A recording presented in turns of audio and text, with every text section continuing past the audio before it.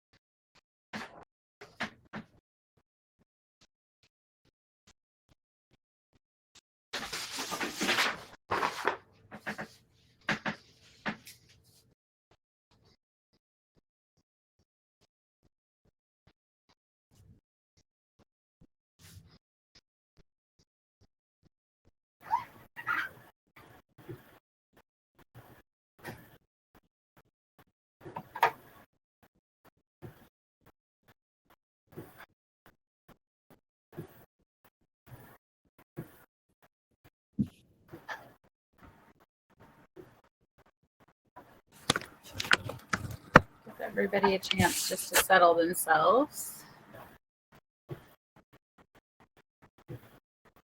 If you don't get a chance to listen to the song, it's really short, but you can just read the lyrics too.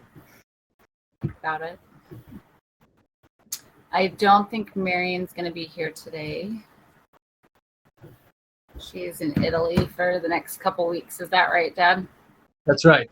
Yeah. So, all right. Lasagna, are you here? Here. She's on. Okay.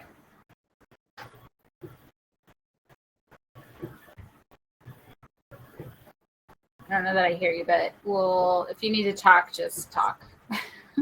Oh, I'm here. Oh, you're here. Okay, I didn't hear that. Okay, perfect.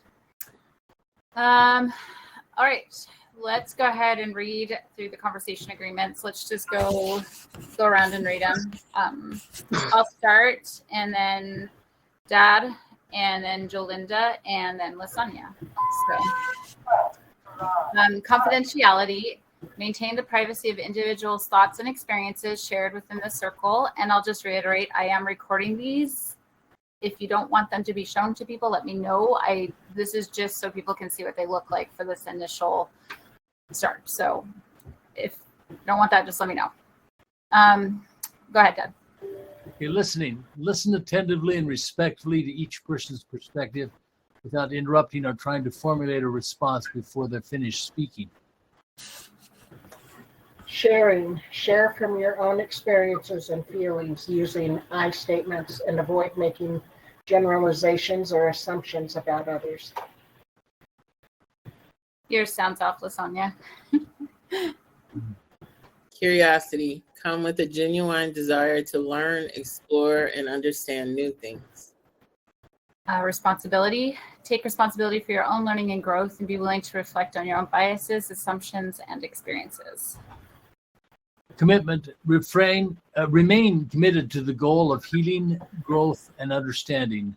Patience and respect the process of learning and healing together and acknowledging that it may take time. Any questions about any of those or thoughts or ideas? Otherwise, we'll move on. Okay, so we'll go around and say our names, and then you can either discuss the reflection question, which was the song, or one of these questions. I'll just read the questions out loud, and then I'll start. What are your hopes for our collective exploration of this topic? How do you envision our discussions shaping our community moving forward? Share a tradition or family custom that is meaningful to you. Do you think others here may have a similar one? When was a moment in your life where you felt deeply connected to a group or community? And then describe an experience where you learned that you had more in common with someone than you initially thought. So I am Rachel. I facilitate these. Maybe I'll just speak to the reflection question, just to my thought with this. I use the term holding space a lot when I talk to people about when we have conversations. And for me, it's really the idea that we're able to kind of sit with whatever is coming out in people and allow it to be like you are. And in respect to the gospel, I also say you're allowing space for God to come into.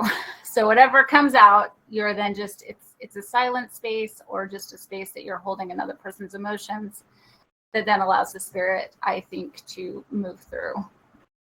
So anybody else?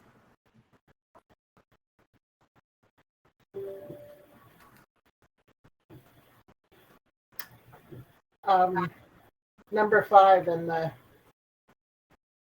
getting to know each other.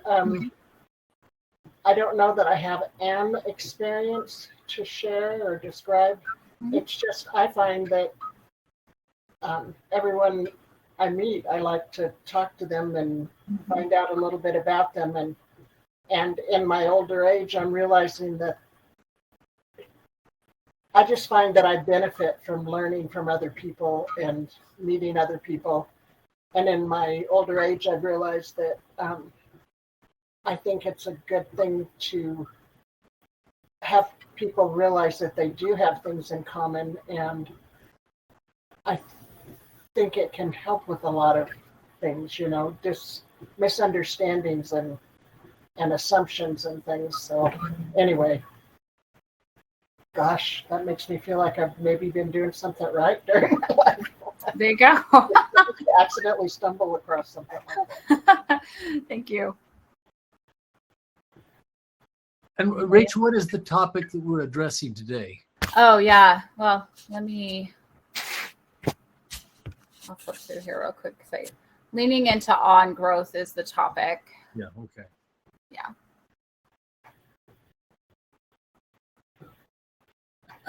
For me personally, I think I would have to think about the reflection. about spaces for silence, and places to like dealing with pain and learning to breathe and hold that space. And for me right now, I find that that space is a struggle. That space right now looks like a lot of holding tension, and so that tension for me actually is something that affects my health. And so so right now this reflection of that song and that space and just how to deal with to deal in that space so that I can actually, and this is just for me, to try and to recuperate because it is causing a tremendous amount of stress and a lot of pain and a lot of health issues. And so space to me is really important, but then being able to learn, honestly, I mean, you learn to breathe, but really learning to breathe in that space, and then being able to, and just being able to, how you maneuver through that space. So, you know, and a question that was asked before is if you can't help yourself or you can't work through that in yourself, it's really hard to help others in that space because you yourself are struggling in that space. So, yeah. Thank you. Any thoughts, Dad? Well, I'm curious, Lasagna, what is that space that you're talking about?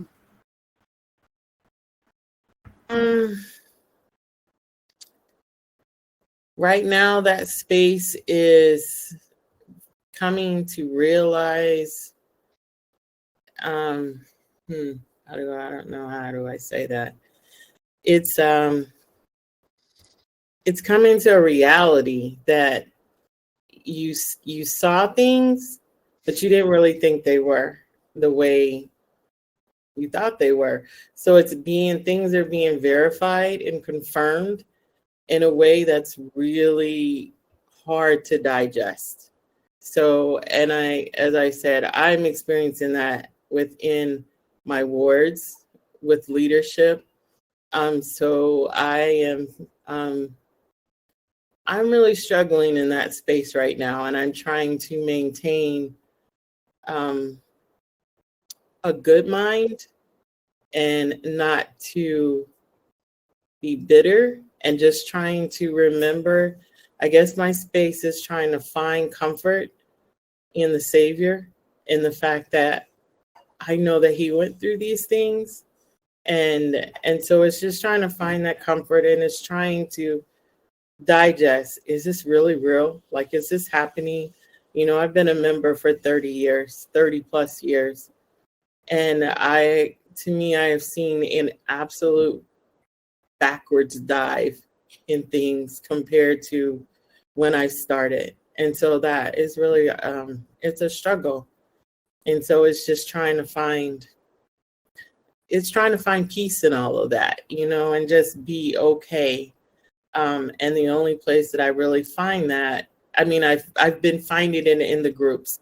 So I have to say, I feel that in the groups, I find that part that I didn't find. And so it's just coming to reality, you know, dealing with the reality of those things, and still trying to keep a sound mind and your heart in the right place. Thanks. Do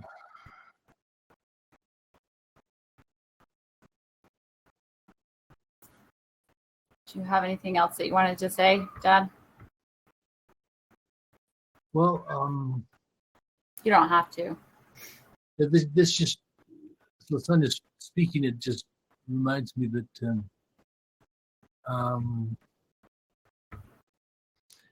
we have to somehow, we all get put down in some place in this life, and it always has surprises. and there's always hidden things happening that you didn't expect. I suspect in one way or another, what you're describing, Lasagna, is probably what we all experience in some fashion, that life is full of surprises, and sometimes not pleasant ones. And you have to somehow make peace with that.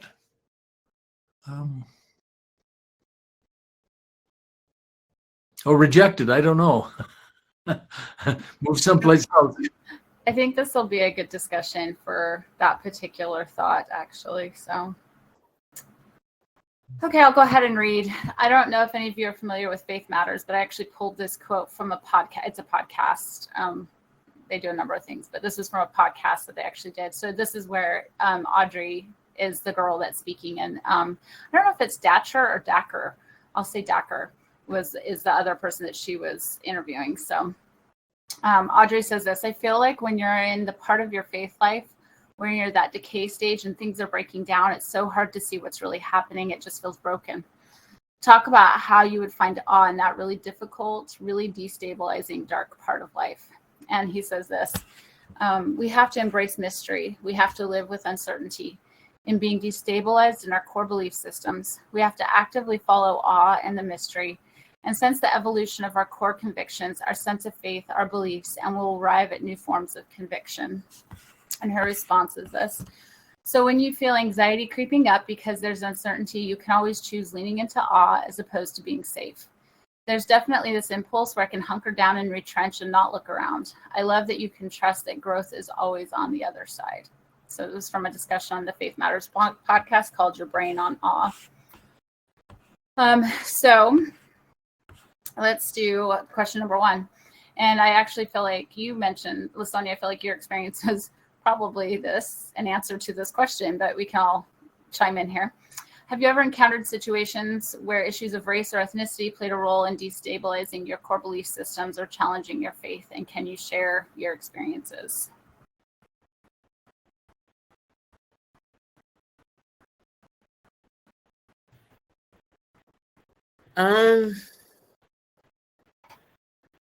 Okay, I have to start this out first because this came, and this is a quote from Elder Holland.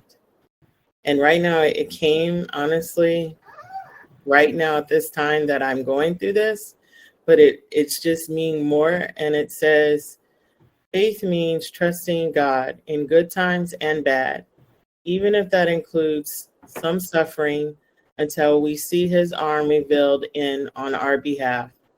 It can be hard to accept that God knows more than we do. He can see our lives before, during, and after our earthly life as a whole. We must trust him, knowing that he has our best interests at heart, and his plan for us is greater than we could ever imagine, not as the world giveth. And right now, that when I look at the situation that I'm encountering, I have to fall back on that quote right now, because right now it is destabilizing. It's not my core belief system in the gospel. And so I always have to make that clear, because my gospel core is truly, it is unbreakable. Like, that is what drives me. Is it challenging in my faith?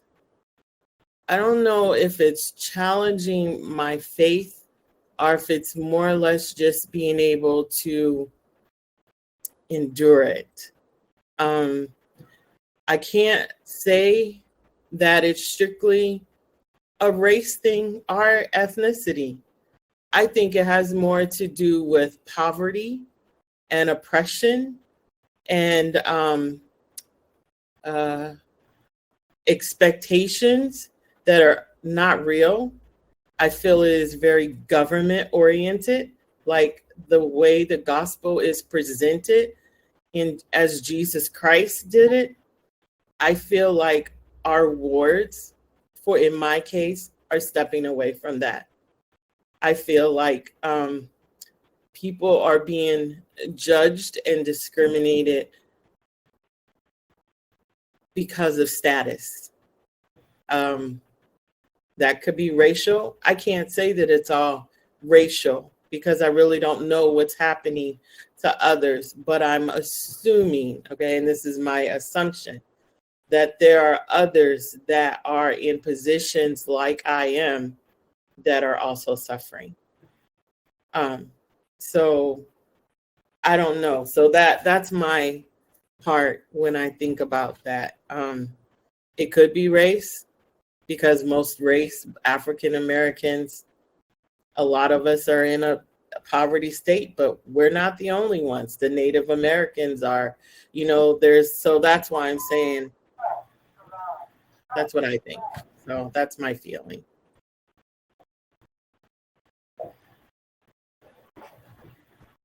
When I spoke earlier,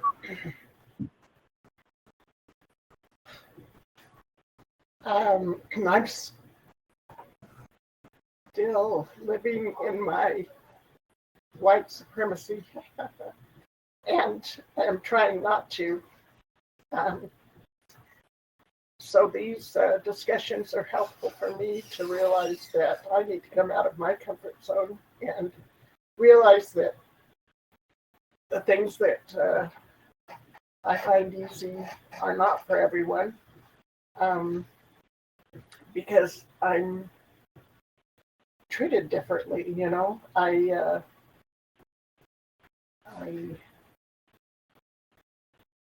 have a lot to learn, and I wish that people would see each other as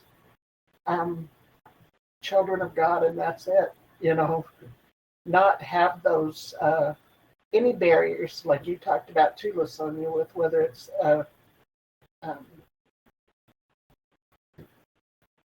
I don't know, money, status, beauty, whatever people are perceiving as different, but definitely the color of our skin and race. I just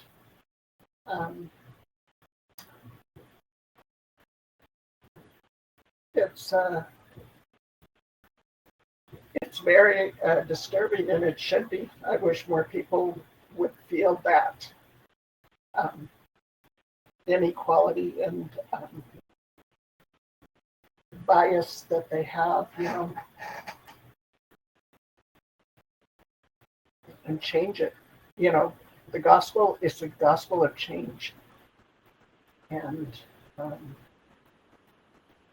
if we don't work at that change, we're not going to progress.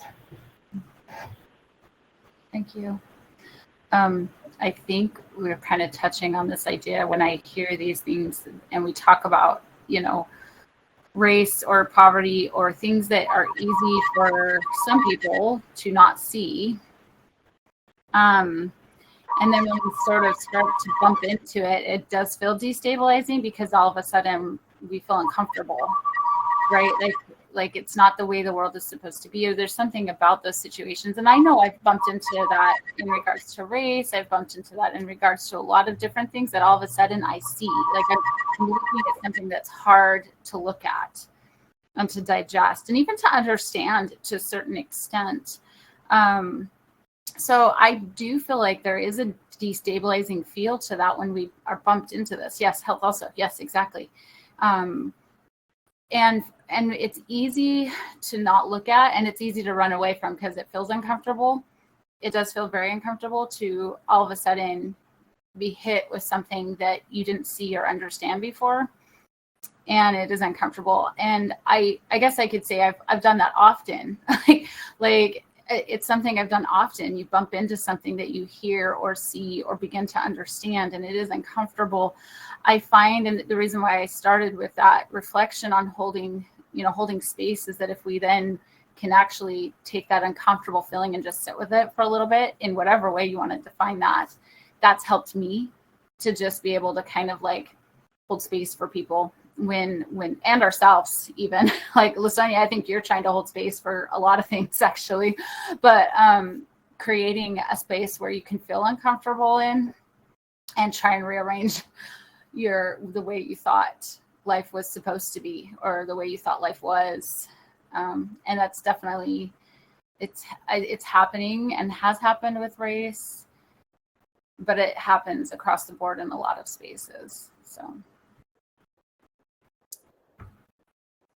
And if I can, just to add to that, destabilizing core beliefs and how I feel like sometimes sometimes things are happening that actually, I compare a lot to government because I deal a lot with that.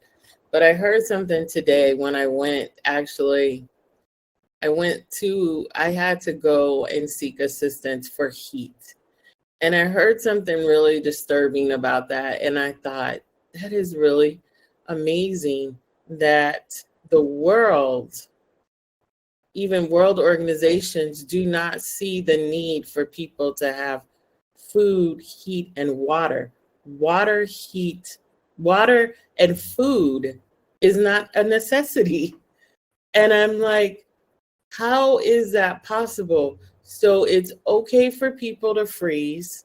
It's okay for people not to have water, yet the world is made of water. We have to have water, and food. And these are just the necessities. And when it comes to that place of, especially when we speak so much of self-reliance and we speak about all these things, but then we teach it out of a book and that's the end of it. But that's not something that we focus on. And that's not something in wards that they see as important. It's like I don't understand that. And so that again falls to that core belief, not in the gospel, not in Jesus Christ, but in our systems. It's like, this just doesn't seem right. It's like the Good Samaritan, to me, is a perfect example.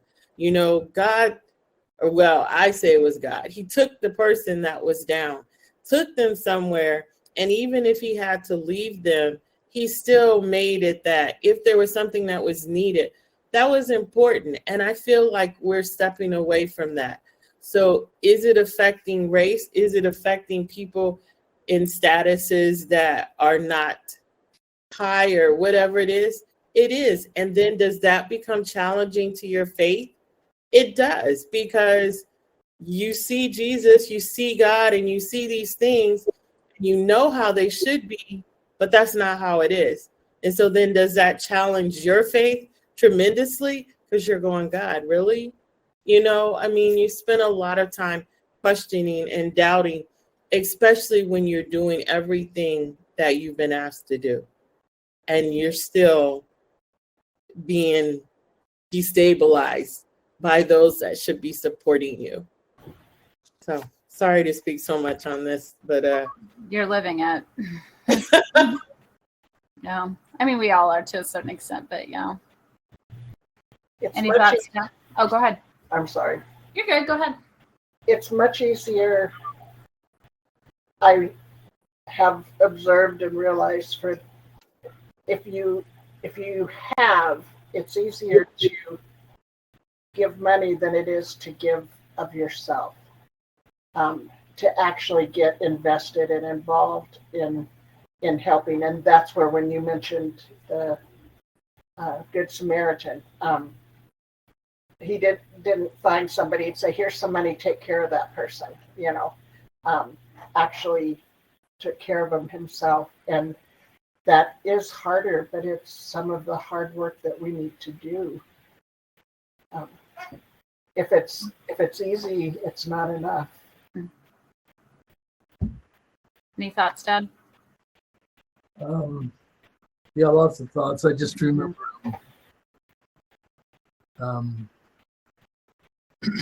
last night somebody asked me about if they could contact a person that I knew that was used to be in charge of Utah Interfaith Power and Light. She did a lot of really good work about getting solar energy about on a lot of the churches here. She got grants and she was in the news media. She was very, very successful with all our religion. And in 2016, I think it was, she had to quit because she wasn't getting paid. Very, very talented, skilled woman. And for lack of a few dollars, I don't know what she's doing now. But it really made me feel like this is a lost opportunity to get somebody who is really doing some good work. And now the person asked me about Susan Soleil was the name of this woman. And where is Susan now? And I said, I want to talk to her to see if her organization could help with the project I'm working on. And I looked up and verified what I already knew, that she's not doing this anymore. But I wanted to make sure she hadn't come back in that space. But it's wasted. Here's a wonderfully talented woman who accomplished a great deal, but simply because she wasn't getting paid, she closed the doors to this organization, this national organization, this Interfaith Power Line, deals with renewable energy in religious groups. So there's kind of a, that's the first thing that came to mind. The second thing that came to mind is, as Lasagna was talking, I looked up and verified, if you look up in the index, in the triple combination, and look under self-reliance, it's not listed. The phrase does not exist in the scriptures. And yet we have lessons on it. We talk about it so much. I'm not sure I understand what self-reliance is really.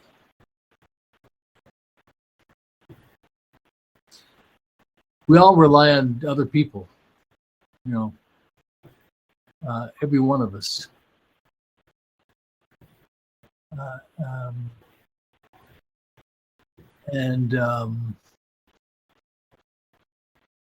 We all give something in life, and we get something in life.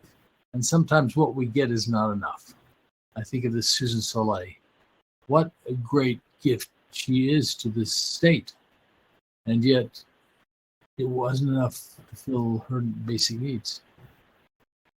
So I thought of, I haven't spoken with her for maybe 7 or 8 years, and I felt like just sending her an email and saying, how are you? Is everything okay? I don't know what to do. So I guess what I sense is a kind of a loss that the world doesn't seem quite right. I mean, people get plopped down that have perfectly good skills, and for some reason they don't fit because of some circumstance, because of health or whatever it is, or because of dollars. Dollars are not flowing in the right direction that I don't get. One other thing, and then I'll quit, and that is, there's a guy named Michael, can't remember his last name. He wrote The Blind Side. Have you seen that movie? It's about a football player. He wrote a book. He's written lots of books about the crash of 2008. His first book was called Liar's Poker. It was his book about, he got accidentally hired by the best street on Wall Street. He was just an art historian. He happened to sit by a woman and a relative of one of the directors at a meal. And she said, well, why don't you try to go to work for Salomon Brothers? He says, well, I'm just in art. I can't possibly go to this powerful Wall Street company. I couldn't get an interview. And she said, well, don't you have any nerve? And she started asking him questions. Where did you come from? What do you like? And after the dinner was over, 2 weeks later, he got a job offer. He was very successful as art historian in this really brutal business of Wall Street, of doing bond issues. And selling, and he made a lot of money. And he quit, and it amazed his family that he was able to do this. And he quit because he realized his sister was a school teacher and barely making it. And here he was selling what sometimes was garbage. And he was living really quite well. And he realized that the money he made wasn't a measure of his value to society. That somehow he thought because he made a lot of money that he was important. And he realized, not really. that his sister, who made far less than he did, was really doing more for society than he was. So I don't know. These are not answers, but these are just questions that come to my mind as I hear people talk. Thank you. Those are great. Yeah, great comments there.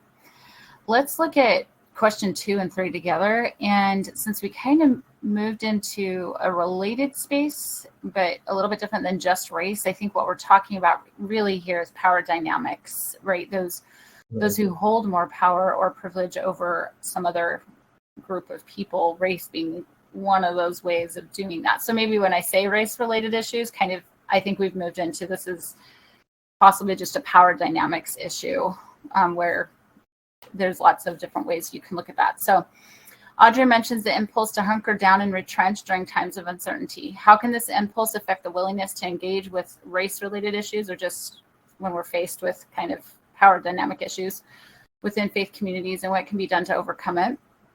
And can you provide an example where addressing issues related to race or ethnicity within your faith community led to personal growth, transformation, or the development of new forms of conviction? Maybe I'll speak to that a little bit. I think I kind of already mentioned, we don't like to feel uncomfortable. It's uncomfortable when we feel like there's how we live or experience life is somehow impacting another group of people. I think particularly within our faith, because we don't want to hurt people. I mean, I think we don't. I think that's kind of part of who we are as we maneuver in the gospel. So when we find out that people are being hurt, that's super uncomfortable. And I think what many people do is run from it. They don't want to talk about it. They want to pretend like it's not there. There is this sense of let's just move on versus let's actually like look at this in the face. I think there is, sometimes it is healthy to kind of like put things in the past at some point. You can't just keep dwelling on the past, but you have to be willing to look it in the face. But I think we don't like to. It's uncomfortable and it doesn't feel good because all of a sudden we're faced with inhumanity, actually. And then maybe perhaps we are a part of that inhumanity in some ways. So I feel like we don't like that. It doesn't feel good. But I will say, as I have moved through some of these spaces and tried to do what I could to look it in the face and think about my own personal identity, my own sense of self, and what do I do to move forward. I've grown a lot, not only for myself, but in my understanding of the world around me, my understanding of God, my understanding. I don't want to say, I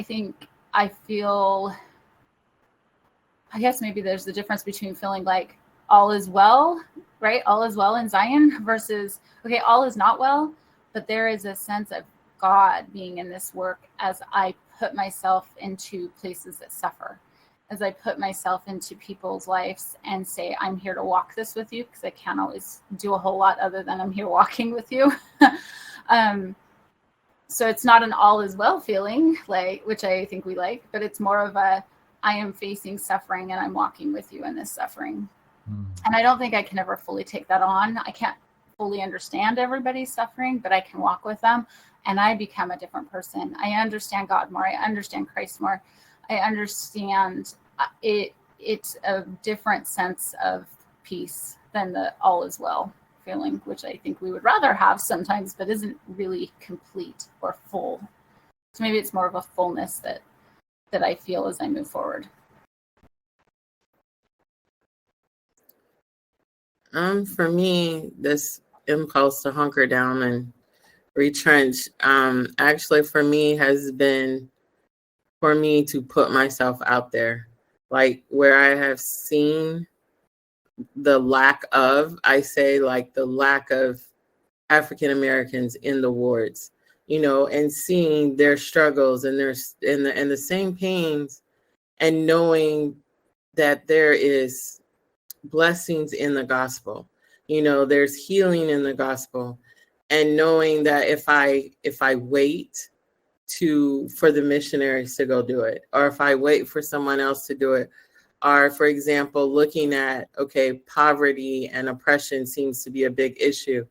So it's like I take the skills that I've learned, in my classes and teachings, particularly Brigham Young and them, because Brigham Young was very, very much into thrift industry and, self-reliance. And, it was about learning to gather around us the elements. Those are the things that drove me. That's what drove me with my children and tried to teach them. And it's the same concepts that I use, like when I try to work with other African Americans in the community.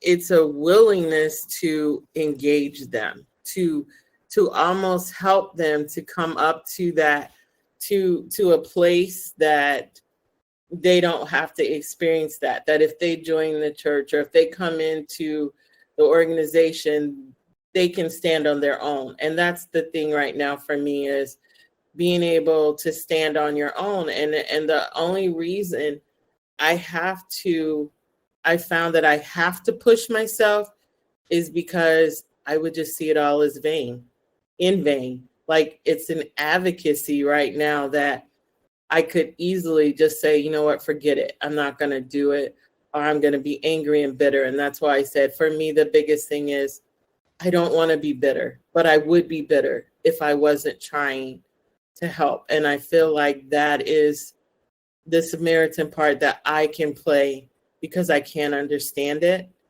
And I want a better experience for whoever comes, that they don't have to endure that. And so that's the uncertainty. All of that right now is to keep pushing. And that's all that I can do to engage with the race-related issues, is to not let you defeat me. That when I can stand up and have my voice and say, no, I don't accept that. I don't have to accept what you're offering to me.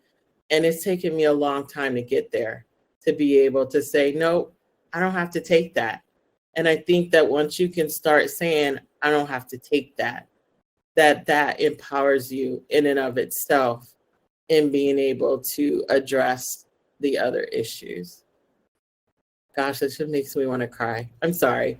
I just feel really emotional right now. But yeah, this really all of these, they've just fed into my soul. So I'm sorry. Don't be sorry. I feel bad because I've always been an emotional person, and I hope that doesn't bother people.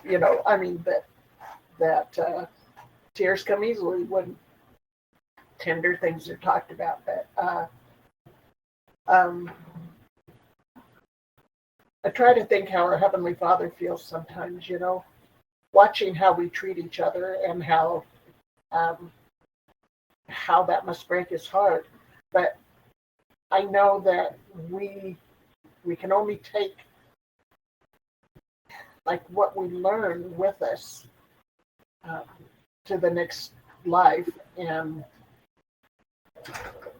if we haven't really tried to learn here, then we're going empty-handed. We haven't made much of ourselves. But I feel like,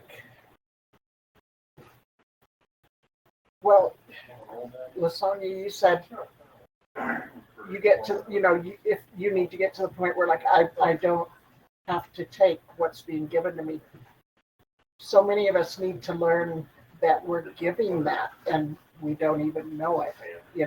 We need to learn that we are giving things, we are acting towards people in ways that are not right, and we need to recognize that, and we need to change that, or we're gonna have a lot to answer for.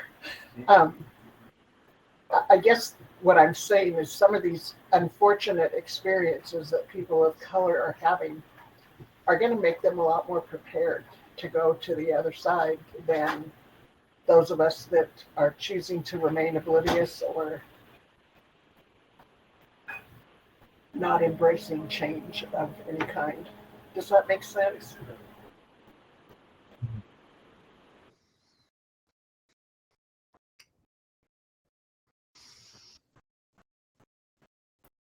Did you want to share something, Dad, or should we move on? Um,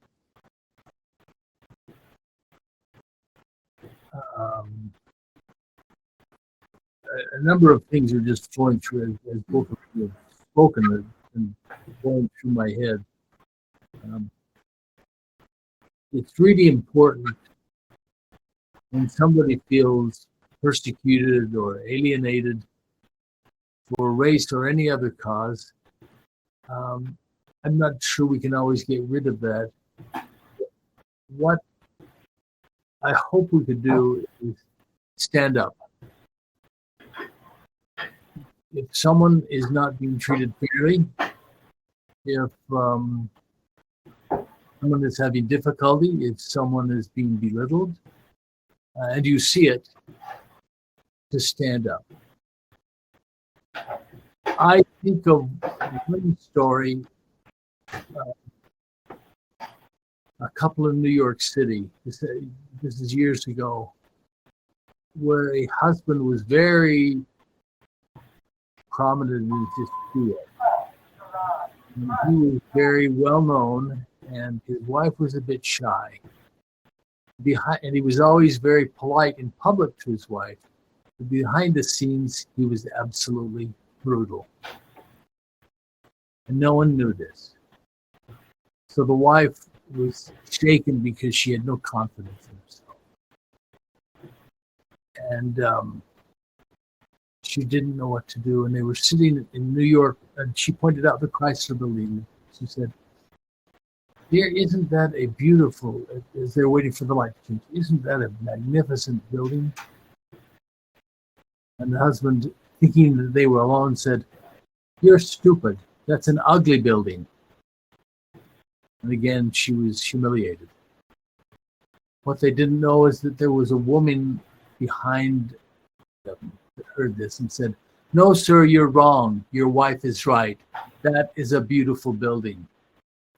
At that moment, the woman got the courage to realize that this was not a marriage she wanted to stay in, and she got the courage to leave because it was destroying her. And it was a stranger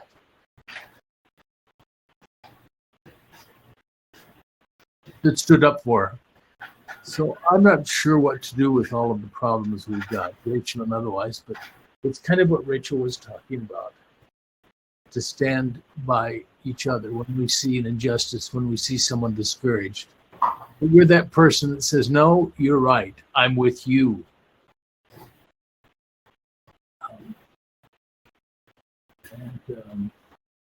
We may not be able to change the systems that create this, but we can always stand next to someone and say that we want to defend them.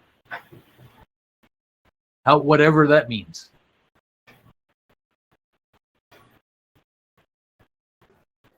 And I think, Mark, sometimes that is what people need, is just that you can't change the situation. I mean, only the person can change themselves. But when you have that support or somebody that stands behind you or beside you and that can build your confidence, that can uplift you when you are being torn down behind closed doors, because I think that's the biggest thing. And what I see so much happening is things are happening behind closed doors. But when it's up front and center and others can see, and then they stand up, that is so empowering for the person that is going through it, is to know you're not alone. And that's what I see the beauty of these discussions, the meetings I've been in. It's not because it's changed the situation, but I'm not standing by myself anymore. I'm not sitting in a pew, or I'm not in a relationship or whatever, that I'm behind closed doors, because I think that the most harm that comes is in these isolating moments when people are brought, then it's just them sitting there, and then you take it because it's just you and you feel like there's nobody there. But when you know that there are others that are supporting you, that as Miriam, I have adopted that new phrase, Flat Stanley. I love Flat Stanley at this point because it's a support. It's just knowing that there's others that are praying for you. There's others that realize that you're going through struggles. It doesn't change the struggle, but you're not alone anymore in the struggle, and that is so important. I mean, I don't think anybody realizes how important that is just knowing you're not by yourself. So I don't remember, Dad, if you were there, and Jalinda, you weren't there, but just as an explanation for the Flat Stanley, she's been going through a lot, and she was worried about going to church on Sunday and sitting by herself. And so Marion spoke up and she's like, just, print me off and put me in your pocket like Flat Stanley. So I ended up actually getting a photo, like a screenshot of all of us that were in that discussion and sending it to LaSonia for her to take with her on Sunday. So that's where that's coming from. So we could all sit by her on Sunday. So any other thoughts? I have one thought that comes to mind. This is D&C 83. And the storehouse shall be kept by the consecrations of the church, and the widows and the orphans shall be provided for, as also the poor. What does that mean, shall be provided for? Does that mean a prediction, they will be provided for? Or is it a command, you should do this? Or this is how it works? It could mean any of those. Shall be provided for. I'd hope that it would mean a prediction, that the poor and the widows and the orphans and the persecuted and the discriminated against will be provided for. This will happen. It does happen, Mark, just so you know that. In spite of everything that has happened, God's always provided. His storehouse is definitely full, and he doesn't leave us. And I feel like as we covenant and we do the things he asks of us, he provides. So I can say that he does provide, whether that comes through, however it comes, he provides. Yeah. And it seems to me this is a metaphor. If we're talking about people of African American descent, they will be provided for. If we are talking about someone who has a sorrow deeper than we can see, they will be provided for. If we could talk about someone who is alone and has lost a loved one, they will be provided for. The church is in its soul a storehouse for the needs that we all have, racism being one of them. So we need to draw upon that storehouse, whether it's our Flat Stanley or we need to have these out of church. Whatever it is, and make the big problem is simply just spotting the need. I think most of us, when we see the problem and really realize it, we will gravitate towards it. If we just see it, just open our eyes. And sometimes if we're lucky in our own suffering, we see someone else's need and we sit by them, and our need disappears by serving others in their need. Well, I feel like these last two questions I have on here, well, they're good questions. I feel like I have to do this often. I'm going to kind of redirect them because conversations usually end up going in different directions. I would love to focus on that idea. She, in this discussion that I quoted from earlier, she talks about that need to, how sometimes we hunker down. We don't want to look around. In fact, she says that we hunker down and not look around. But she says, I love that you can trust that growth is always on the other side, meaning it's on the other side of actually looking around, right? Of actually, the idea is awe, but I like to use the word curiosity too. So I think for the last little bit here, maybe we could talk about, how does that idea of looking around and leaning into sometimes that being uncomfortable, that uncomfortable space and being able to look around, how do you experience transformation in your faith? How do you experience growth in your faith? Because you're able to stop hiding and actually look around.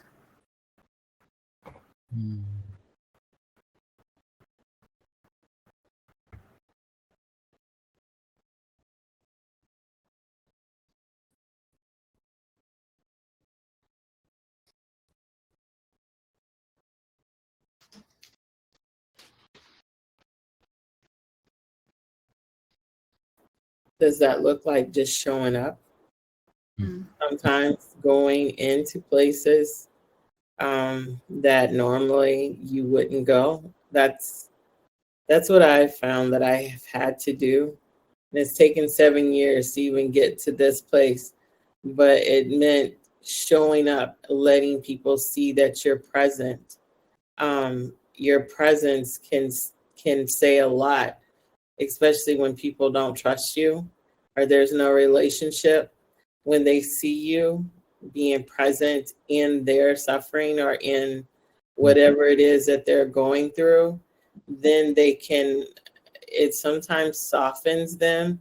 And then even if there's not even an association, just the fact that they see you and they start seeing you, then that relationship starts to build, or that trust, some of those walls that have been built up, sometimes there's a crack that you can get in. But for me, I find that showing up, being present, and that doesn't always mean you say anything. Maybe it's just listening and hearing what is going on, hearing what some of the issues are, and then trying to actively engage with them. But you have to be present. If you're not present and you don't show up, there's not really thing. You're just assuming, and I think that's dangerous, to assume, and not know what's going on. So it's important to be present. And that means getting out of our comfort zones. That means going out into places we normally wouldn't go, and not having these assumptions or judging because of whatever's happened in the past. We have to step out. I don't know if that answered the question, but that's what.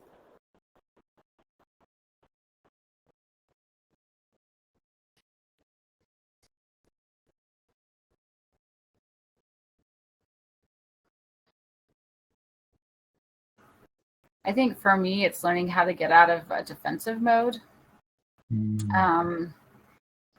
Because if allowing myself to listen to another person without feeling like I have to create walls in myself. And so, even that idea that learning how to just breathe through things instead of the fighting back. And it's not to say that I can't disagree, because we can. There's no reason why we can't disagree, but there's a difference between thoughtfully disagreeing and just automatically putting up walls because you don't want to hear what that person is saying. It just somehow just gets in your skin so badly that you don't even want to listen. Like that, there's a difference to me. So I think for me, it is about learning how to let go of being defensive or those automatic defensive reactions that we have when we hear something that maybe doesn't sound like what we want to hear or that we understand. So I think that's been a big one for me. And then also being able to be okay saying, well, I disagree, but thank you for sharing your story, or however you want to say that. But because I definitely feel like there's places to disagree too, but there's just a difference. So I find if we can do that, And I feel like my hope is with these circles that's something we can do too, that we may be able to hear something somebody says and maybe say, I don't know if I totally agree with that, but still allow them the space to voice their thoughts, their stories, and who they are. So I think that's really important. And I do see a lot of growth there in myself and in people around me as we do that. So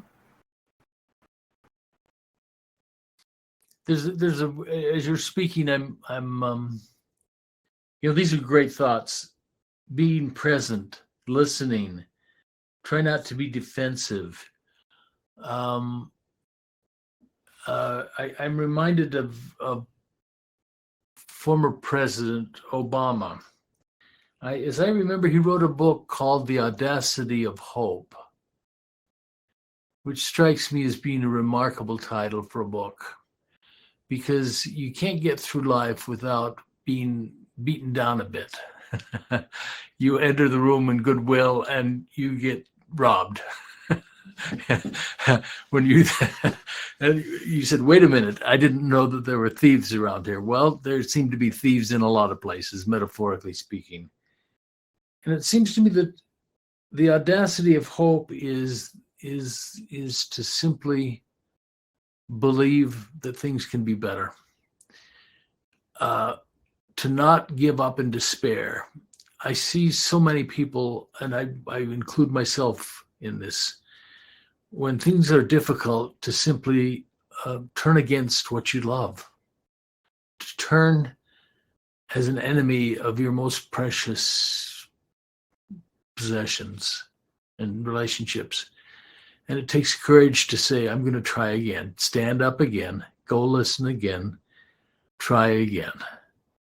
And the more you love, and the more deeply you love, it seems to me, the more vulnerable you are to being hurt.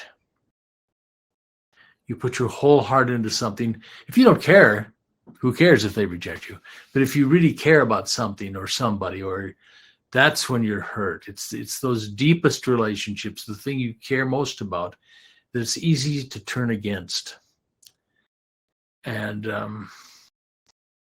I think in families, for example, as I've seen from a distance, I see sometimes couples treat each other far worse than they would treat a stranger. It's what you love that can bring you down, because you give up, because you are hurt too deeply, whereas a stranger or an enemy could not possibly touch you. So the best place to get hurt is in church. The best place to be wounded is in your family. You can get hurt deeper there, and it takes courage to stand up again. And I feel like I have to guard against being deeply hurt and giving up the audacity of hope.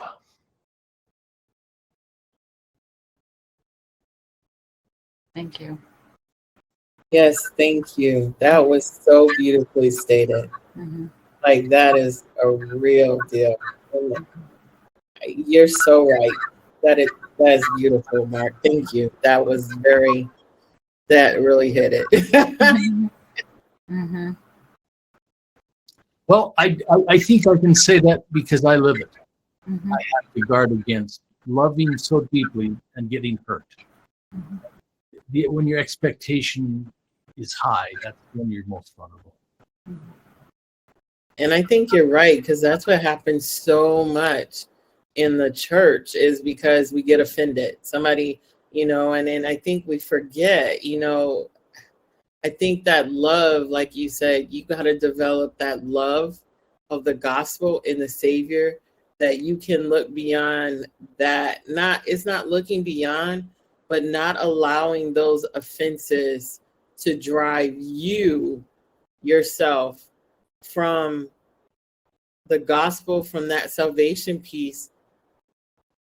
That is so important, because it hurts us if we walk away sometimes we have to, but even if you walk, it's like, don't let that be a long walk away that you never return and come back.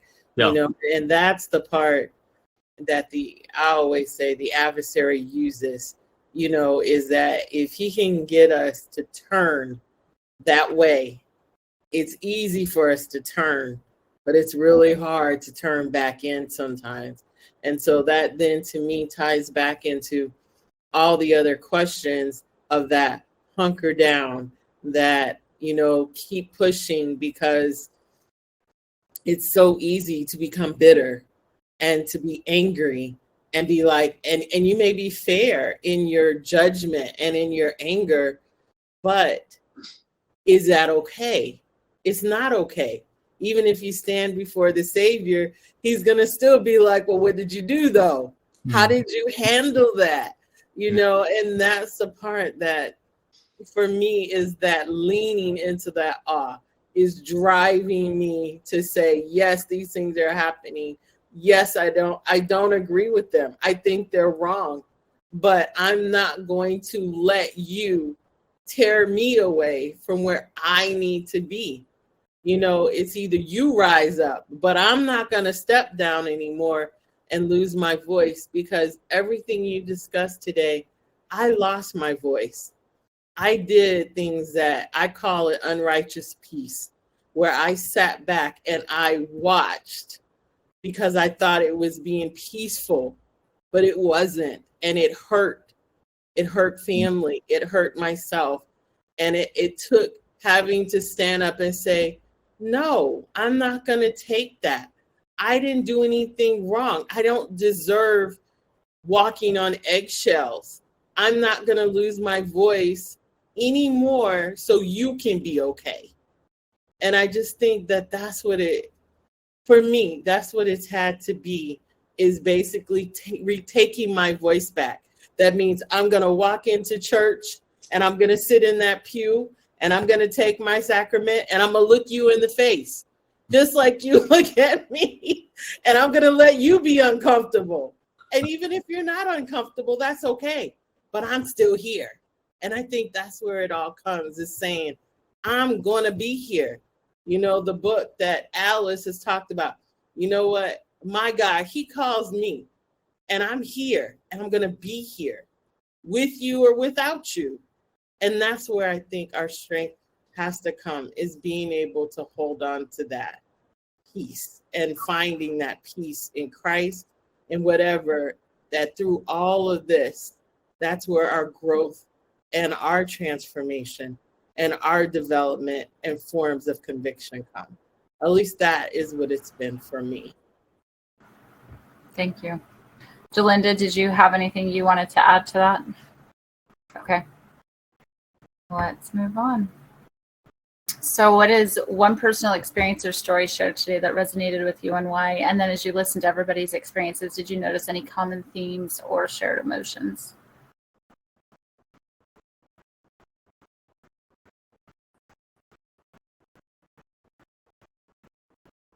Well, I just like to say, this really struck me what LaSonia just said. Even more than what she said, is I sensed in her a strength and a power. I think you are a very strong person. That's what I got out of what you just said. I'm going to stand up and I'm going to be okay. And nobody's stopping me. I love it. Mm-hmm. Yeah, it's interesting because when I create these discussions, I have no clue where they're going to go. And this definitely went in a space I wasn't anticipating. But listening to this today, talking about when we feel uncomfortable or when things just are not going the way we think they should go, I love the idea that I think we've kind of touched on, that we need to have a voice and we need to express that voice in some way. That actually is really important to our journey in this uncomfortable space, right? When we're feeling uncomfortable, that I think a lot of times we try and silence it, either in ourselves or in other people, to make us feel more comfortable. The idea that we just want to feel comfortable, and that it's uncomfortable to speak our voice. It's uncomfortable to come back when people don't want you there, or it's just uncomfortable. But the idea that maybe part of working through feeling uncomfortable in spaces is just that, being true to yourself, finding your voice, not being rude. It's not about trying to put somebody else down, but it's about you claiming your own space and your own belonging in some way, right? Like, it's my own belonging and I belong here. It's uncomfortable. I don't feel comfortable. You don't feel comfortable, but I belong here and I'm going to claim that space. So I feel like that was something that, at least for me, came out in this discussion, that ability to claim our own space within our faith and the need to do that. So I love that.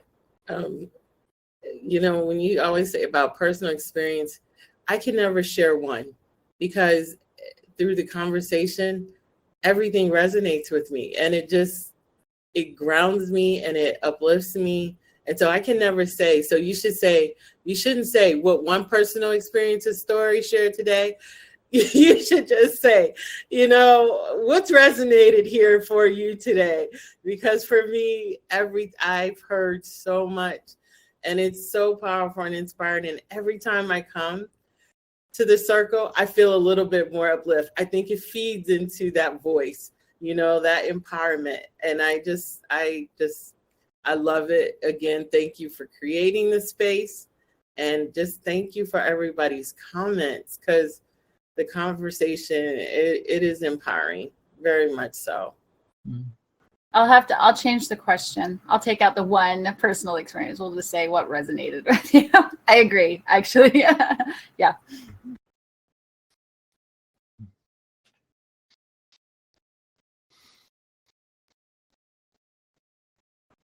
Any other thoughts before we move on?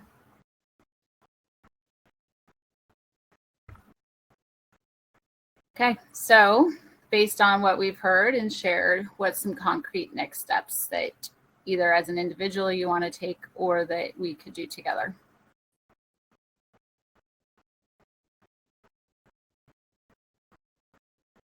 I think that we need to work towards empowering people's voices in their space. I really like that, that sense of belonging, because I think we spend a lot of time trying to make people belong or feel belonging. But like you said, we have to get to that place that we feel we know we belong in that space, and creating our spaces and empowering each other like this. So yeah, I just think is to keep having the meeting, or keep having the discussions and opening the doors, and letting others see that we can be empowered. The Savior can help us to heal and to be empowered. Thoughts? This is going to take some work for me, because we're talking about working to empower people in their spaces. Wait, I've never said that sentence before in my whole life. So what do you think now? I'm curious. That kind of throws me off. So back to the question, based on the stories, etc., what are the next steps? I'm going to have to sit down and think, who needs my voice? Who in my life do I need to say, don't give up, or you need to speak up, or you need to say what you need, and don't be bashful about it. Without being rude and without being disrespectful, say what you believe, and don't be ashamed to say, I disagree with what Brother Jones said, respectfully, in Sunday school or whatever. Not let it go by. And so I'm not sure what to do, but this seems to me more of a mindset than an occasion. How do I set myself up so that I can have my eyes open and spot the people around me to give them power? I think just to that point too, I think we need to help our teachers be comfortable with people saying I disagree, because I think I've been in a teaching position, And I've had to learn. I'm not great at that either. When I say something or somebody else says something and somebody else is like, well, I don't see it that way, or I disagree with that. That's a space where I have to, okay, I'm going to take 5 breaths here and sit with the fact that you disagree with me. So I actually think that, I think that's something on our end. We have to be able to say, I disagree. We have to find our voice and be able to say that. But I also think within our classrooms, we have to help people learn how to accept that disagreement also, and figure out how to navigate that without, again, blows. Mm-hmm.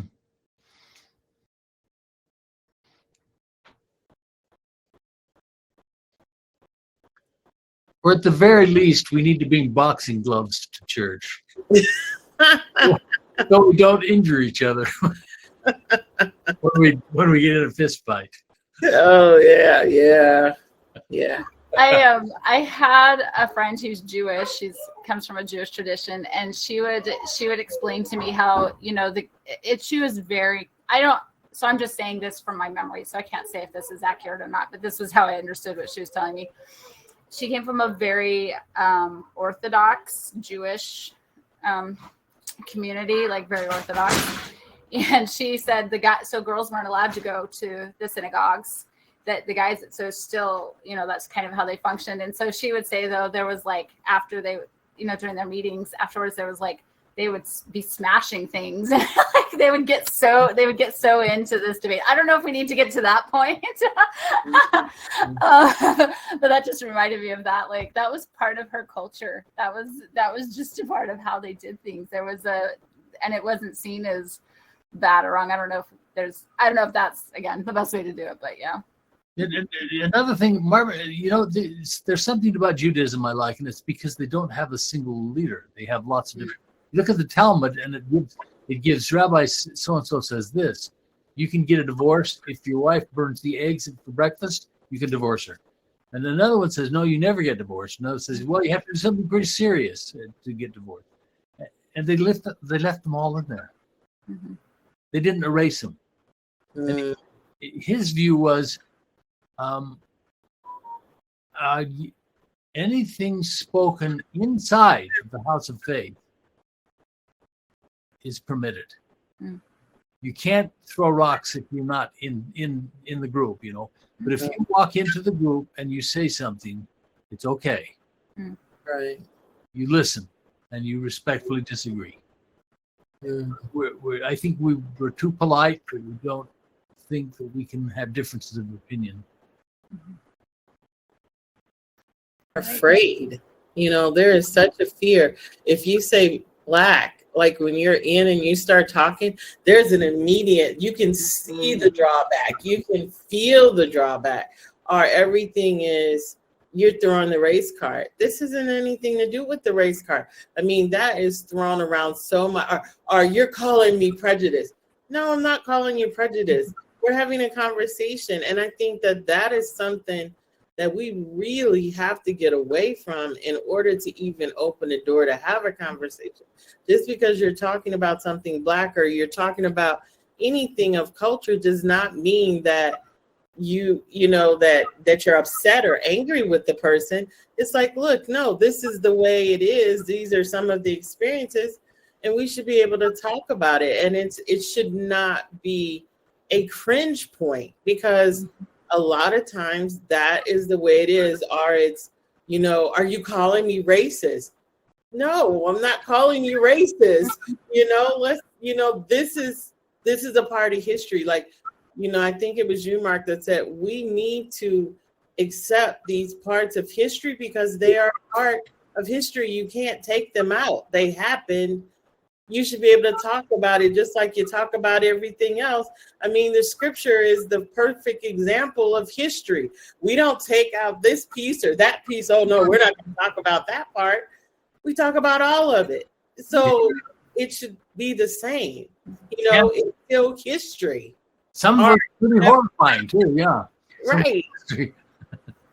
Well, Jalinda, do you have anything to add?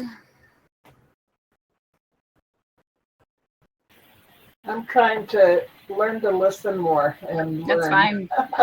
That's totally fine. Maybe what I'll, as maybe a challenge, and maybe you don't have to take this, but I'm just thinking, we can't really change the system necessarily. I'm not saying we couldn't, but just in general, that's a little bit harder. We can't necessarily change other people, but we can change ourselves. And I for sure, right? Like for sure we have the ability to change ourselves. We may be able to have influence in other places. But I guess what I'm thinking, with kind of this discussion we had is how can we move into our faith communities, move into the church, and really truly claim our space there and claim our voice there in a Christ-like way. Like, what would that look like? I guess I'm contemplating even, what does that look like? I don't know that we always know what that looks like. What does that feel like? And claim your belonging, and make that a space that's yours, regardless of anything else. I guess that's kind of, I think I'd like to contemplate that. I did that I was a doula, which helped women with labor support. And a big part of what we did was to help them find their own voice. That was a huge part of what we did. So I feel like this is a familiar space for me in terms of working to help people find voices, but it's very important. So I feel like for me that's, and maybe just, being able to say no. Oh, that's a whole other conversation. Anyways, I think that would be for me a good thing to contemplate. How do we claim our own space and allow other people to claim their space too and be okay with them? I think that's another aspect to that, because they have their right to claim their space too. So it's called community. It's not easy. All right. Any last closing thoughts? Okay. Appreciate you all being here. We'll do this again. I have Tuesdays that I'm doing at 12 and Thursdays that I'm doing at 12. At some time, I'm probably going to move the Thursdays to the evenings. I'm almost done with the history. I've kind of gone through a historical look with these Thursday discussions, and we're almost to the end of what I had prepared. On Tuesdays, I'm working more on communal, how we work in community. So this one was a little bit more along those same lines, but so that's kind of what I'm doing there. And once I finish this particular series on at least where we're at right now on Thursday, I'm probably going to start working more on a training component, because I really actually want people to feel like they can take this to their communities, whether that be leadership or just, hey, neighbors, let's get together and have a chat kind of a thing. So it doesn't have to be formal at all, but I want people to feel like they can do this and bring people together wherever they're at. So okay, we'll see everybody again either next week or sometime. You all are amazing. Oh, thank you for joining us. See you later.